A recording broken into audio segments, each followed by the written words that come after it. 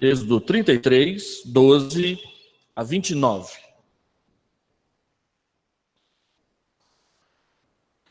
A palavra do Senhor diz assim: Disse Moisés ao Senhor: Tu me dizes, faze subir este povo, porém não me deste saber a quem hás de enviar comigo. Contudo disseste, conheço-te pelo teu nome, também achaste graça aos meus olhos.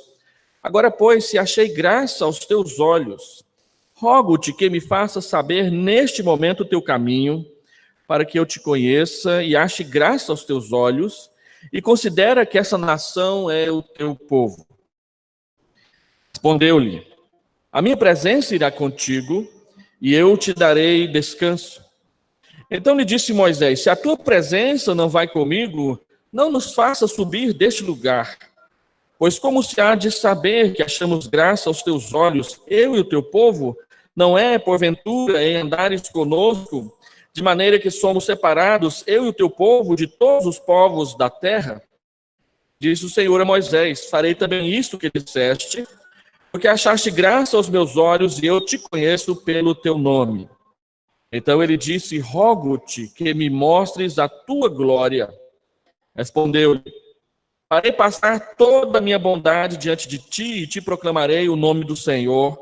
Terei misericórdia de quem eu tiver misericórdia, e me compadecerei de quem eu me compadecer. E acrescentou: Não me poderás ver a face, porquanto homem nenhum verá a minha face e viverá. Disse mais o Senhor: Eis aqui um lugar junto a mim, e tu estarás sobre a penha.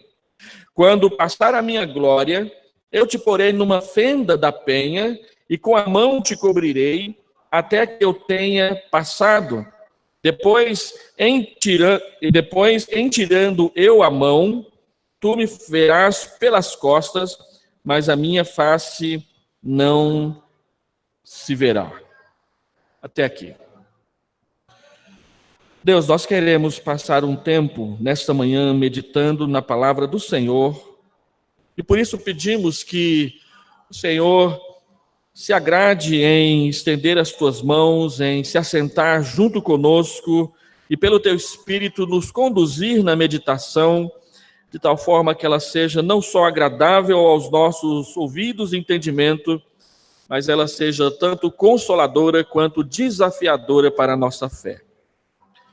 Vem, Senhor Deus, assim como tu te encontraste com Moisés naquele dia, te encontrares conosco também para nos conduzir pela mão como pastor nosso que o Senhor é. E pastoreando as nossas almas, pastoreando o nosso caminho, conduzindo-nos na caminhada da nossa fé, permite-nos, Senhor Deus, te conhecer como tu desejas. Para que a intimidade do Senhor, que tu prometestes dar àqueles que te temem, seja uma experiência verdadeira, contínua na nossa caminhada de fé. Nós te pedimos em nome de Jesus. Amém. Meus irmãos, durante esse ano, eu tenho meditado aqui na igreja com os irmãos sobre encontros tremendos. Eu separei alguns encontros de algumas pessoas do Antigo Testamento com Deus. No entanto, a melhor forma de nós falarmos sobre estes encontros tremendos não é nós nos encontrando com Deus, mas é sempre Deus nos encontrando. É interessante quando Moisés, quando ele se apresenta a Faraó ali por volta do capítulo 7, do capítulo 8 de Êxodo, ele diz que o Deus dos hebreus nos encontrou e por isso veio nos chamar para que possamos ir caminho de 3 dias no deserto de celebrar uma festa e viver para a sua glória. Quando nós falamos de encontros tremendos, não estamos falando simplesmente da capacidade desses encontros que nós temos com Deus a mexer com as nossas estruturas físicas, causando, quem sabe, um frio na espinha e enchendo os nossos lábios de alguma exclamação como a do Cabo Daciolo lá na propaganda política dele, que ele fala o tempo todo e virou até já motivo de chacota pelo Brasil afora. Não é disso que nós estamos falando. Nós estamos falando exatamente do efeito ou da mudança que encontrar-se com Deus ou ser encontrado por Deus, pode efetuar, pode realizar nas nossas vidas. E aqui nós temos mais um dos vários encontros que Moisés tem com o Senhor. Nós já meditamos aqui, algum tempo atrás, sobre o chamado de Moisés em Êxodo, capítulo 6, como que Moisés apresenta pelo menos 5 desculpas, 5 razões para não atender ao chamado de Deus, e para cada uma das desculpas que Moisés oferece para Deus, Deus oferece uma resposta, confirmando a sua presença, a sua comunhão, a sua condução em tudo aquilo que Moisés deveria fazer. E a tarefa que Deus havia dado para Moisés não era uma tarefa pequena, não era uma tarefa simples. Ele tinha que ir diante do rei mais poderoso da terra, que era o faraó do Egito, e dizer que ele libertasse o povo de Deus, porque essa era a vontade de Deus. Deus havia alertado a Moisés que faraó não cederia tão facilmente. E os irmãos conhecem a história por meio de 10 pragas que Deus lança sobre o Egito. Deus revela o seu poder, liberta o seu povo, e ele usa a liderança de Moisés para realizar essa tarefa. Agora, aqui no capítulo 33, o que acontece é um novo encontro de Deus com Moisés, mas numa situação bem diferente. Agora, nós não encontramos Moisés tentando resistir a Deus. Nós vemos agora Moisés ansioso para conhecer mais a Deus, para experimentar mais de Deus na sua vida. E ele se coloca diante do Senhor para fazer um pedido único e talvez um dos mais ousados que a gente tem na Escritura, que é o pedido de poder ver a Deus realmente. Se você se lembra bem da sua leitura do livro de Êxodo, a Bíblia diz que Deus falava com Moisés face a face, como alguém conversa com seu amigo. Só que este falar face a face não implicava em que Moisés visse um vulto, uma pessoa, um ser, com alguma forma diante dos seus olhos. E é isso que ele deseja. Eu quero ver a Deus. E a conversa, então, que tem aqui entre Deus e Moisés, nesse diálogo, desse encontro, é algo que deve mexer profundamente conosco, porque nos revela como que Deus se relaciona conosco e as promessas que Ele faz. O contexto que nós temos aqui não é um contexto muito simples. Se você volta para o capítulo 32, nós temos um dos piores momentos do povo de Israel logo depois da sua libertação do Egito. E aqui no capítulo 33, nós temos aquilo que poderíamos chamar de o grande momento de Moisés na sua comunhão com Deus. Então, substituindo ou seguindo um dos momentos mais tristes e difíceis da história de Israel, nós temos um dos momentos mais fantásticos, mais maravilhosos da relação de um homem carnal, pecador como nós, na sua relação pessoal com o Deus que é perfeito, que é santo e que é o libertador do seu povo. O que aconteceu no capítulo anterior? No capítulo anterior, nós temos a narrativa do episódio do bezerro de ouro. Moisés está lá no Monte Sinai, recebendo a lei de Deus. Lá no capítulo 20, Deus escreveu com a própria mão os seus mandamentos nas tábuas, que nós chamamos hoje em dia de os 10 mandamentos. Moisés ainda não tinha trazido essas tábuas para que o povo as visse. E quando ele volta ali no capítulo 32, o que ele vê não é um povo esperando a palavra de Deus, mas é um povo se desviando da palavra de Deus para adorar um bezerro de ouro que eles mesmos construíram. E o que era pior, o próprio Arão, que era o sumo sacerdote, é quem havia burilado e construído aquela estátua de ouro no formato de um bezerro. No capítulo 31, quando Deus avisa para Moisés que o povo está pecando, a primeira impressão de Moisés é de não concordar com Deus, e Moisés faz algumas perguntas para Deus que, à primeira vista e no texto, não parecem ser perguntas que estão criticando a Deus. Mas se você ler com um pouco mais de atenção, você vai perceber que Deus diz para Moisés: olha, desce depressa porque o povo está pecando. Deus já promete o castigo e Moisés trabalha assim, fazendo algumas perguntas mais ou menos que desdenhando da atitude de Deus frente ao que ele ainda não tinha visto com os próprios olhos. Então Moisés desce. E quando Moisés se apresenta diante do povo, o que ele vê é uma festa pagã, pessoas dançando, pessoas comendo, pessoas oferecendo um culto pagão a um ídolo que eles mesmos haviam construído. Então Moisés percebe, e Moisés parece que muda de lado. Em vez de ficar do lado do povo para defender, Moisés fica do lado de Deus e participa e experimenta a ira de Deus contra o pecado. Quando Moisés vê o pecado, ele toma as tábuas de pedra e ele as lança no chão e as quebra. Tamanha a sua indignação por ver que num período menor do que 40 dias foi suficiente para o povo se desviar de Deus. E aí Deus castiga o povo, o que acontece é algo muito triste, e Moisés sobe outra vez ao monte. E quando ele sobe, acontece o capítulo 33. E ele sobe com o coração quebrantado. Ele sobe com o coração entristecido. Ele sobe consciente de que ele precisa interceder diante de Deus para que Deus perdoe o pecado do seu próprio povo. Mas ele sobe com um desejo a mais.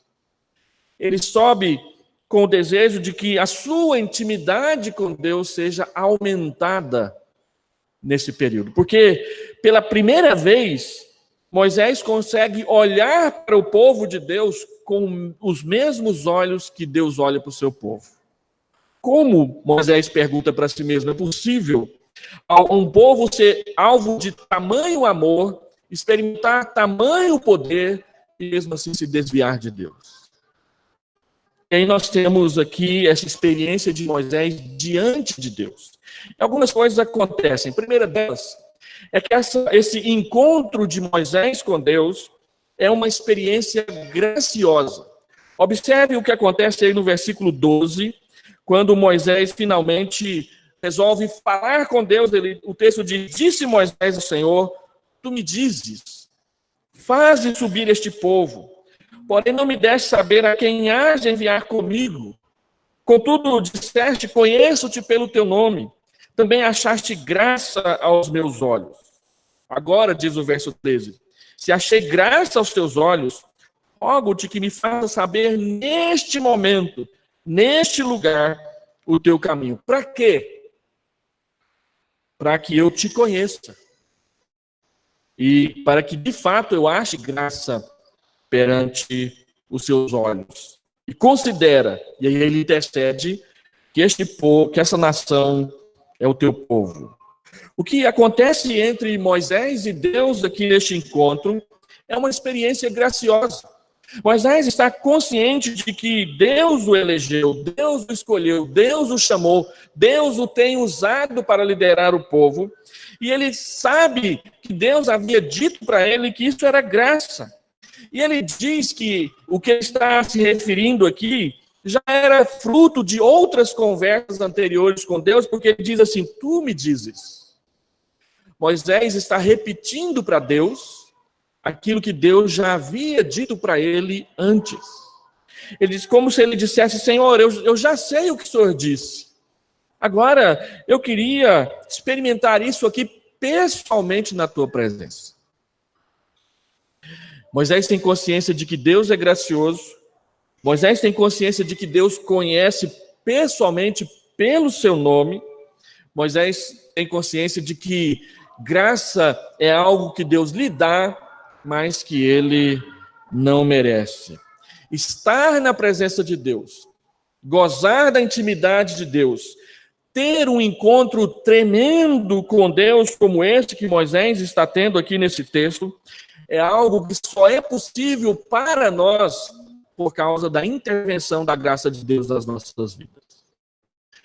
Algo que nós vamos aprendendo na nossa caminhada cristã é de que não há nada entre nós e Deus que nasceu de nós mesmos. Tudo o que nós experimentamos, tudo o que nós vivemos, todas as bênçãos que nós recebemos, todas elas, sem exceção, são obras graciosas de Deus a nosso favor. O que é graça? Graça é quando Deus nos dá o seu favor sem que haja qualquer merecimento da nossa parte para recebê-lo. Isso está muito claro quando você lê Efésios capítulo 2, que diz que Deus ele nos salva pela graça quando estávamos mortos nos nossos delitos e pecados. Quando nós éramos escravizados pelo mundo, pela nossa natureza pecaminosa e pelo próprio Satanás. E quando nós estávamos debaixo da ira santa e justa de Deus, que podia nos condenar em função dos nossos pecados. Mortos, escravizados e condenados são as três palavras com as quais Paulo nos apresenta diante de Deus em Efésios 2. Então ele escreve o verso 4, mas Deus, sendo rico em misericórdia, por causa do seu amor, para mostrar a sua bondade, pela graça sois salvos mediante a fé.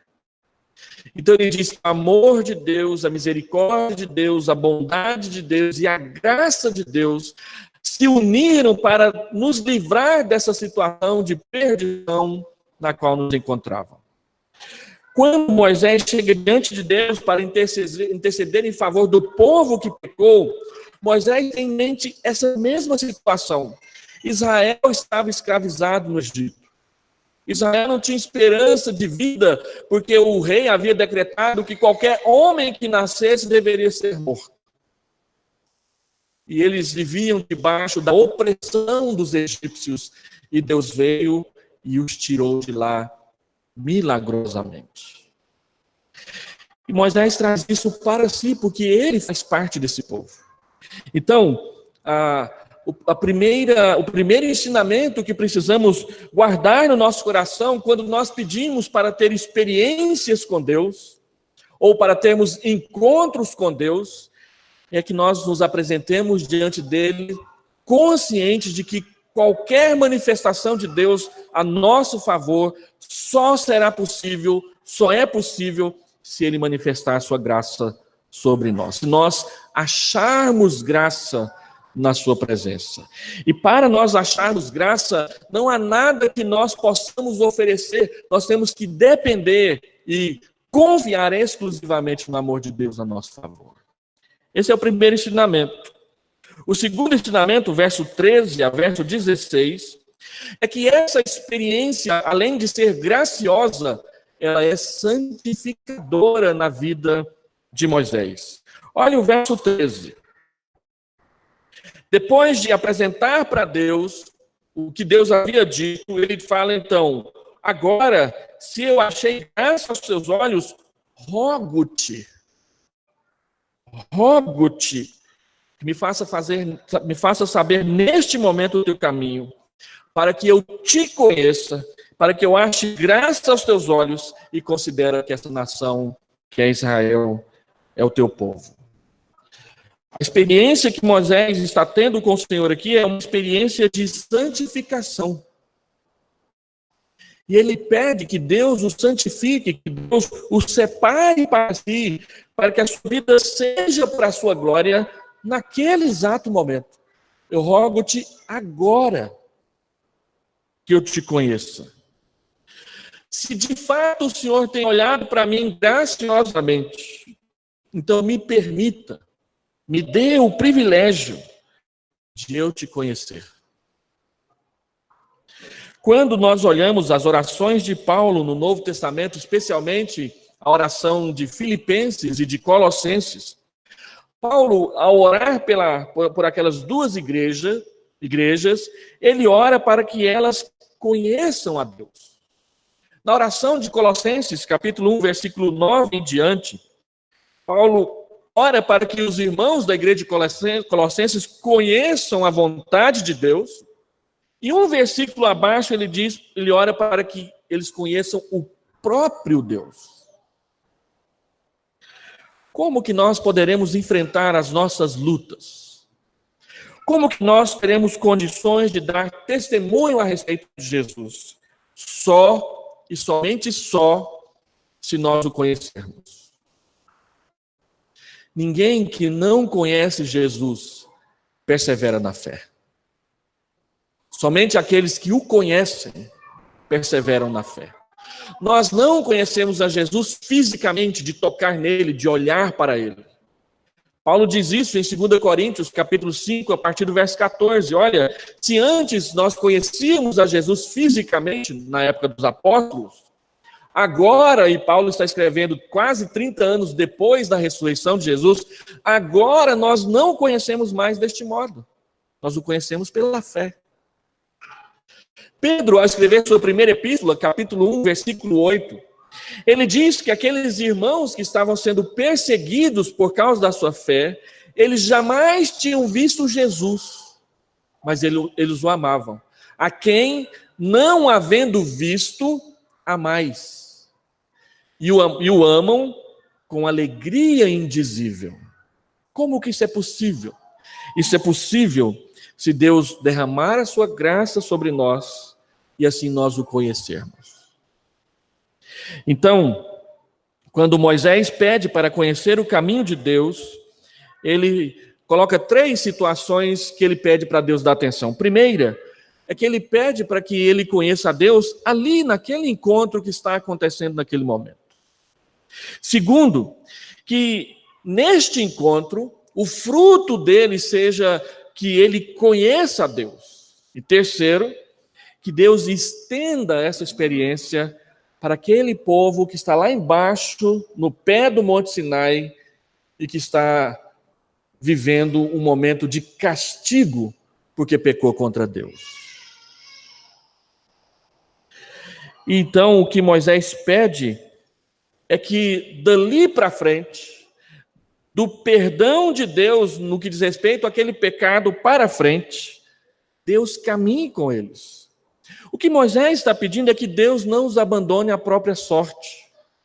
Que Deus, magoado com o pecado que o povo cometeu contra ele, não desista de amar esse povo. E Deus atende Moisés. Ele diz: olha, o Senhor irá comigo? O Senhor vai dar descanso para o seu povo? E Moisés, ao argumentar com Deus, ele diz: eu estou pedindo isso porque o Senhor disse que nós somos um povo separado para Deus, eu e o teu povo. Esta é a força de sabermos que achamos graça. Como é que eu sei que a graça de Deus está sobre mim? É que Ele anda comigo todos os dias. Deus andando conosco, todos os dias. Esses dias, lá em Caldas Novas, nós estávamos meditando sobre a espiritualidade da família.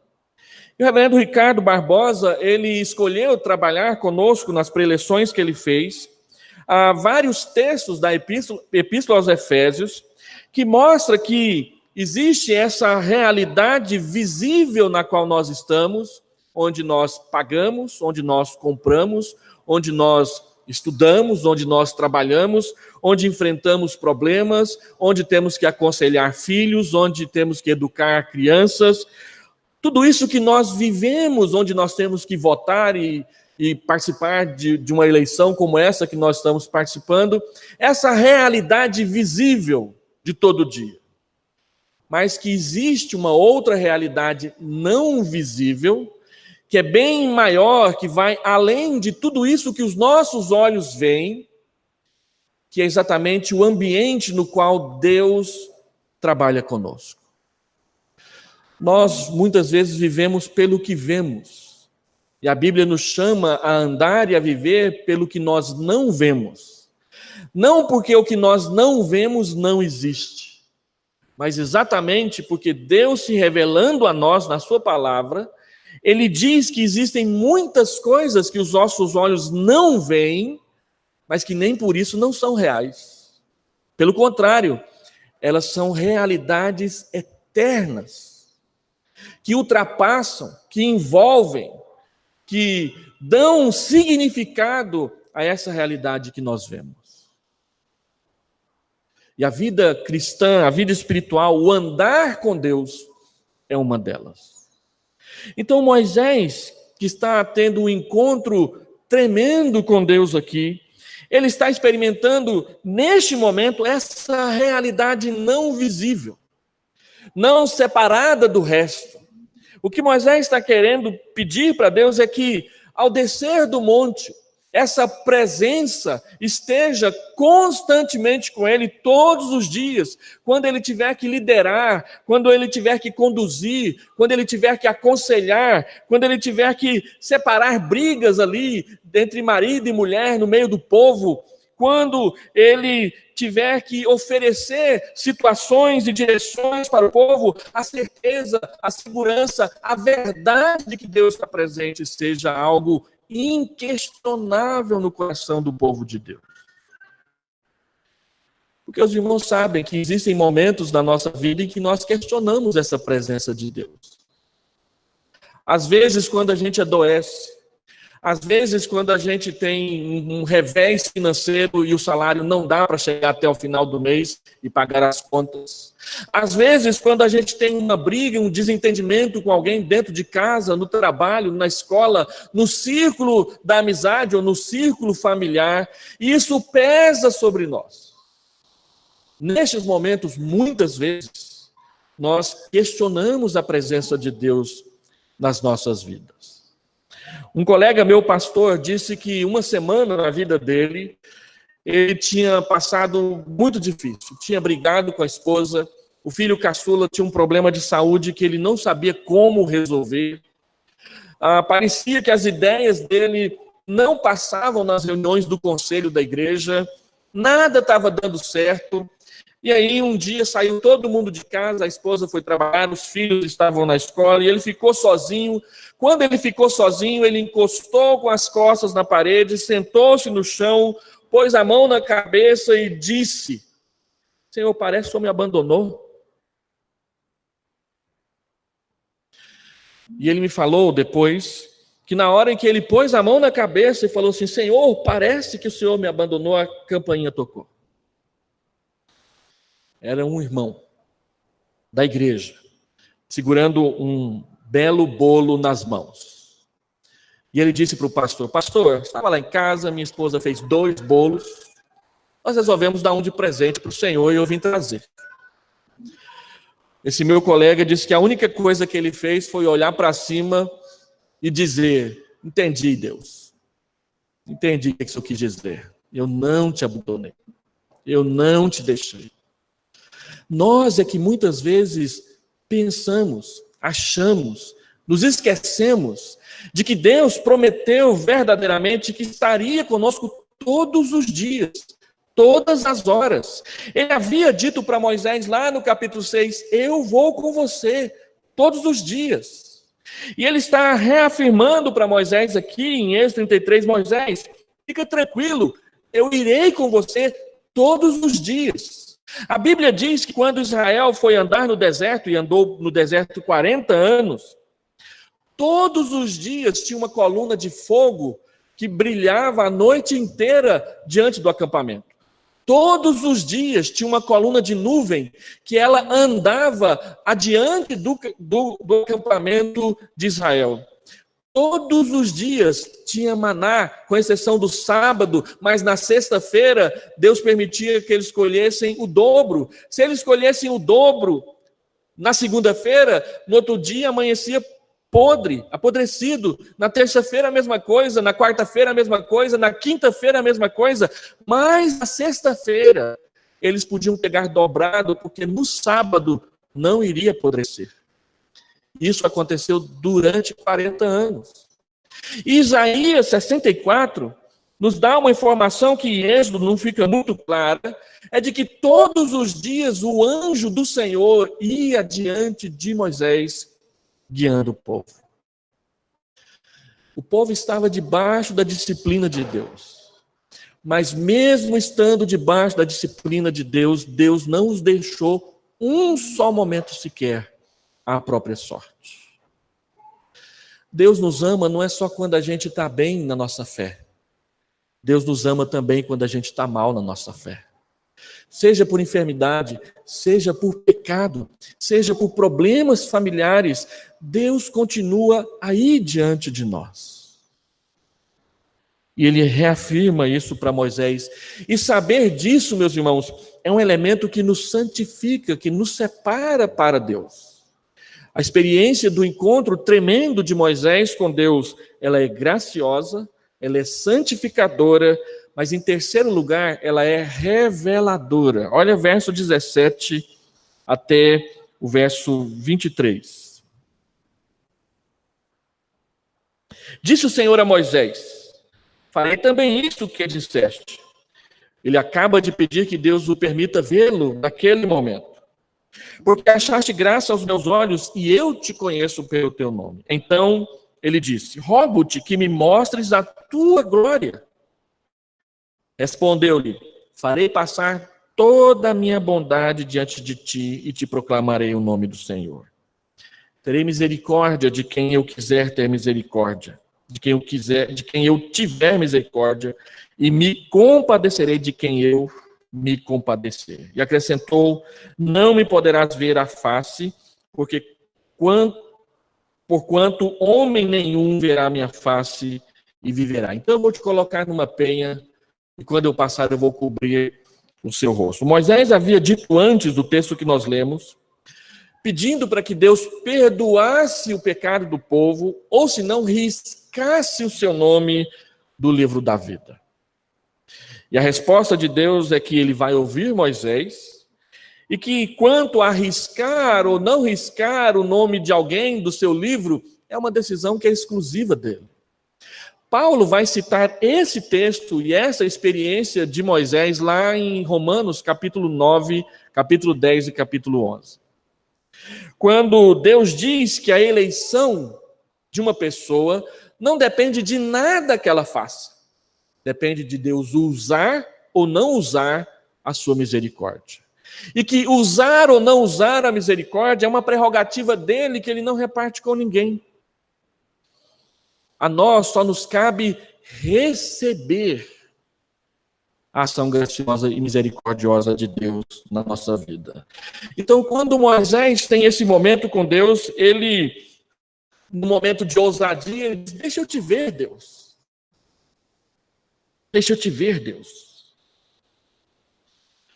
E Deus diz: olha, Moisés, como você é pecador, e todos os homens são pecadores, nenhum de vocês poderá me ver, santidade pura, justiça pura, e permanecer vivo. O pecado não sobrevive na presença de Deus. Pode ser o homem mais santo, pode ser a mulher mais santa. Este homem, esta mulher, são pecadores na presença de Deus. E Deus diz que qualquer pecador que seja, não poderá vê-lo e permanecer vivo. Mas para que Deus mostrasse para Moisés a sua bondade, Deus então cria essa situação na qual Moisés vai ser colocado numa fenda. Na fenda, ele só pode olhar para frente. Se ele olhar para o lado, tem pedra. Se ele olhar para o outro lado, tem pedra. Se ele tentar se virar e olhar para trás, tem pedra. Ele só pode olhar para frente. Então Deus diz: eu vou passar. E quando eu estiver chegando diante da fenda, eu vou cobrir os seus olhos. Eu passarei, tirarei minhas mãos dos seus olhos e você me verá pelas costas. É uma experiência única na Bíblia inteira. Só Moisés pôde passar por isso. E para que ele pudesse passar por isso, Deus criou um estratagema para que ficasse bem claro que o que ele estaria vendo era a manifestação da bondade de Deus para com ele. É interessante que no Salmo 90, escrito por Moisés, ele pede para que as obras de Deus apareçam diante dos seus olhos. E o Salmo 27, escrito por Davi, ele fala no Salmo: eu creio que verei a bondade do Senhor na terra dos viventes. Isso me tem levado a entender que a bondade de Deus é o seu atributo comunicável, mais visível aos nossos olhos. Tudo que nós podemos ver da ação de Deus nas nossas vidas tem a ver com a sua bondade. Quando alguém é curado de uma enfermidade e nós vemos aquela pessoa doente e depois a vemos curada, esse movimento da enfermidade para a cura é uma manifestação da bondade de Deus. Romanos capítulo 11, Paulo diz que é a bondade de Deus que nos leva ao arrependimento dos nossos pecados. Quando você peca para Deus, confessa os seus pecados e recebe de Deus a promessa do perdão e da purificação dos pecados, essa mudança da situação de pecador arrependido para pecador santificado é uma expressão da bondade de Deus na sua vida. O máximo que nós podemos ver com os olhos da ação de Deus na nossa vida só pode ser explicado por bondade. É Deus sendo bom para conosco. Ele diz: eu vou revelar toda a minha bondade para você, Moisés. E ao preservar Moisés com vida, Deus está praticando também a sua misericórdia. Então, meus irmãos, quando nós pensamos num encontro tremendo como esse, e às vezes nós queremos pedir para nós algo semelhante, nós precisamos lembrar de que para que isso aconteça, é necessário que a graça de Deus esteja sendo derramada misericordiosamente sobre nós. De que o máximo que nós podemos experimentar de Deus neste lado da vida são as manifestações da sua bondade. E que quando chegarmos ao céu, nós não veremos o Pai com os nossos olhos. Nós veremos o Filho. E o Senhor Jesus disse para Filipe, Filipe pediu para Jesus, Jesus, mostra-nos o Pai. Isso nos basta. E a resposta de Jesus, todo mundo sabe de cor, Filipe, quem me vê, vê o Pai. Porque dos membros da Trindade Santa, só Jesus se encarnou, só Jesus se tornou definitivamente visível, palpável aos nossos olhos. Deus é Espírito. O Espírito é Espírito, mas Jesus, ele se encarnou. E a encarnação de Jesus é um mistério da Trindade que não pode ser desfeito. Jesus não se vestiu simplesmente da roupa de um corpo humano. Jesus se tornou humano por nos amar. Então, quando chegarmos lá no céu, nós veremos Jesus. E veremos mesmo. Cada um de nós poderá olhar para Jesus e nele, no seu rosto, na sua face, ver a Deus se revelando para nós. A santidade de Deus é absoluta. Deus disse para Moisés: olha, ninguém verá a minha face. Eu vou separar um lugar junto a mim. Eu vou cobrir você com a minha mão e você me verá pelas costas. Então eu quero concluir essa mensagem. Estar na presença de Deus é entrar na intimidade da santidade de Deus. E a porta de entrada para a intimidade com Deus, ou a intimidade de Deus, nós ouvimos isso ontem lá em Caldas Novas, é o temor. Salmo 25. A intimidade do Senhor é para aqueles que o temem, aos quais ele dará a conhecer a sua aliança.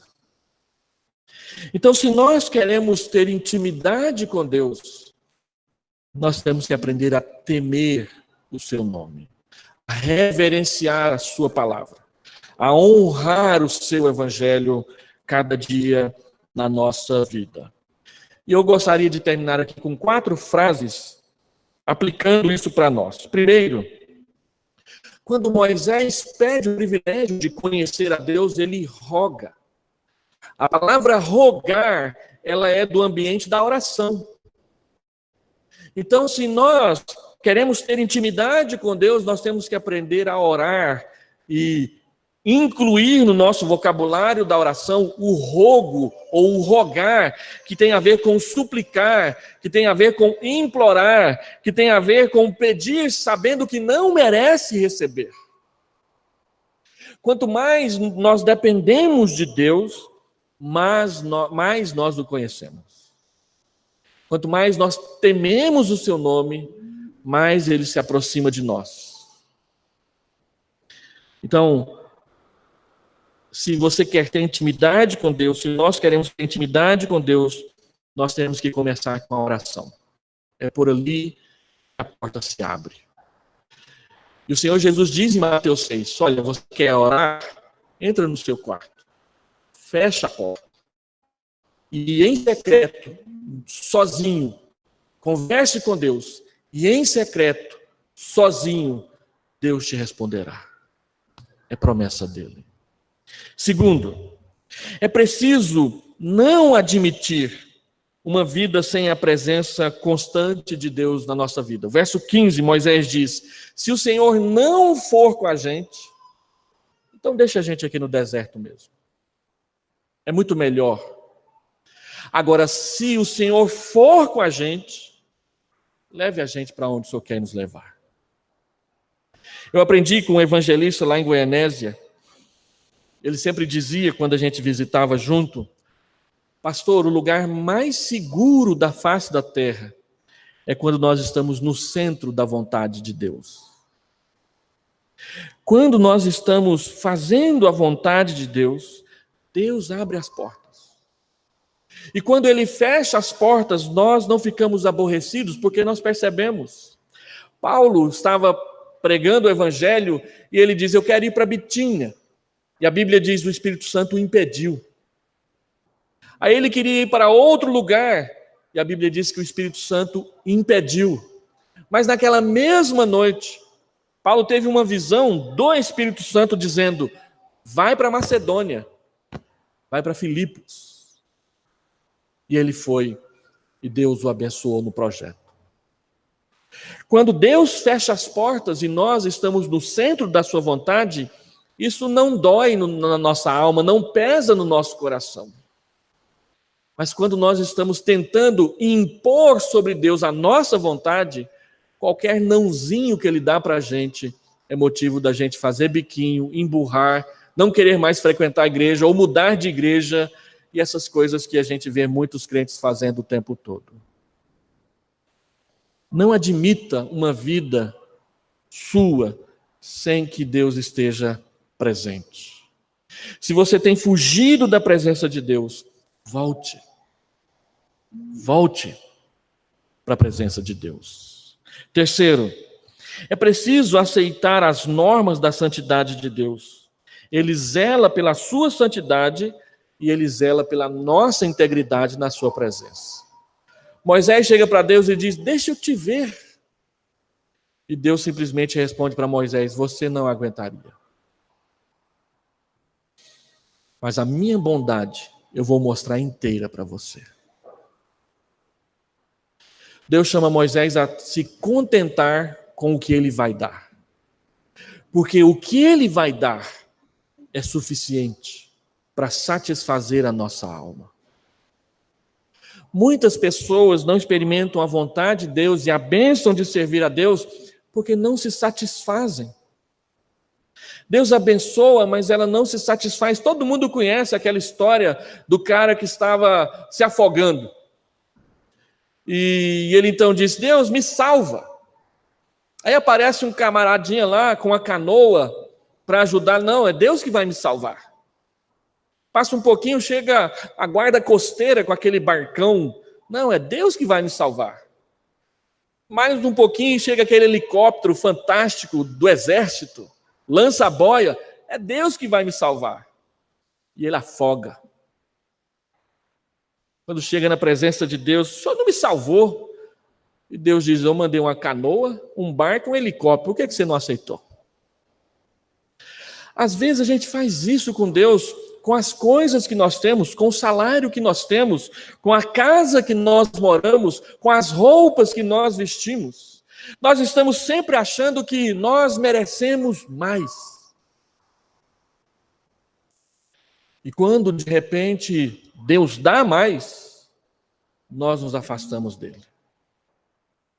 Porque achamos que fomos nós que adquirimos pelo nosso próprio braço. Não. É preciso aceitar as normas da santidade de Deus. Deus quer pessoas santas, muito mais do que pessoas ricas. E Deus é capaz de pegar aqueles mais insignificantes possíveis na face da terra e revelar neles a sua graça e a sua glória. Quando Jesus nasceu, todo mundo esperava um Messias rico, poderoso, com um cetro na mão. E ele apareceu deitado numa manjedoura. Deus estava ali, mas ninguém quis reconhecê-lo ali. Quarto e último lugar, é preciso compreender que estar na presença de Deus é um privilégio especial da graça de Deus nas nossas vidas. Não tem nada a ver com o que fizemos ou fazemos ou faremos. Não tem nada a ver com os nossos méritos, mas tem tudo a ver com o favor de Deus que nós não merecemos, a sua graça e a sua misericórdia, que é Deus suspender o castigo pelos pecados que nós merecemos. Ao voltarmos para casa nesta manhã, volte consciente de que estar aqui nessa manhã é um privilégio. E que você, nem eu, nenhum de nós estaríamos aqui se a graça de Deus não tivesse nos alcançado com o Evangelho. De que nós estaríamos perdidos. Mas Ele nos achou. Ele nos encontrou. E Ele prometeu que continuaria marcando alguns encontros especiais com a gente no meio da caminhada. Feche seus olhos. Fale com Deus. Adore o seu nome por causa da sua graça.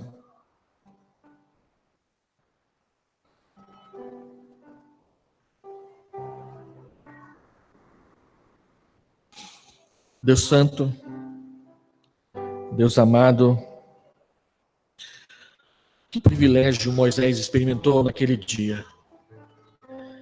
E nós também gostaríamos de ter um evento assim com o Senhor. Todavia, nós sabemos que somos pecadores, que os nossos pecados causam separação entre nós e o Senhor nosso Deus. E que mesmo nos nossos melhores dias de consagração e de santidade, ainda estamos muito longe de quem Jesus é como santo, de quem o Senhor é como santo. Mas que privilégio poder te conhecer uma vez que o Senhor se revelou a nós em Jesus e na tua palavra. Que privilégio é poder ter o direito de levantar ao Senhor a nossa voz em oração e te adorar e reconhecer o quanto o Senhor é grande em nós pequenos, o quanto o Senhor é santo em nós pecadores, o quanto o Senhor é poderoso em nós carentes. E apesar de todas essas diferenças, saber que o Senhor não tem vergonha de nos amar. Saber que o Senhor não tem qualquer interesse em nos abandonar. E saber que o Senhor, de uma forma obstinada e eterna, escolheu nos amar por meio de Jesus.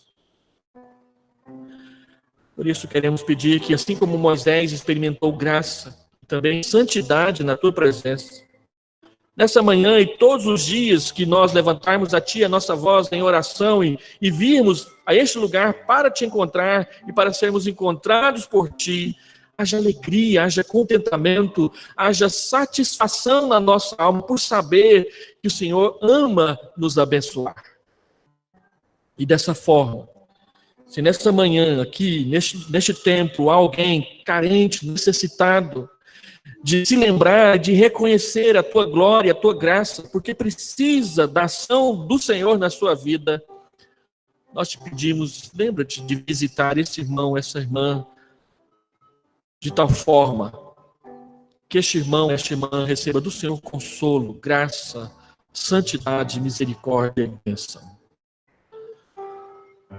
Cuida do teu povo, nós te pedimos, porque é teu povo. E quando o teu povo pecar contra ti, Ó Deus, manifesta a tua graça e a tua misericórdia para perdoar os nossos pecados. Para que nós possamos ter grandes momentos na tua presença. É a nossa oração. Em nome de Jesus. Amém.